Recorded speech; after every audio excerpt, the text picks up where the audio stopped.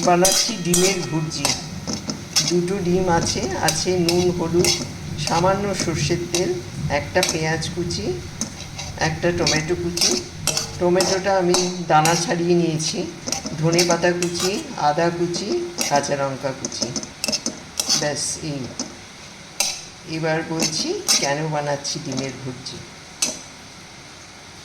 একটা সময় ছিল বৃষ্টি হলে বাড়ির মহিলারা এই বিভিন্ন রকম তেলে ভাজা ভাজতেন আর মুড়ির সাথে খাওয়া হতো, কিংবা বিভিন্ন রকমের মশলা মুড়ি।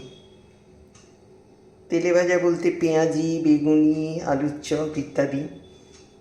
তখনকার সময় মানে আমাদের ছোটোবেলাকার কথা বলছি, তখন তো আর সুইগি জোম্যাটো এসব ছিল না। বেশিরভাগ প্রত্যেকেই বাড়িতেই ভাজতেন, বাড়িতেই তৈরি করতেন।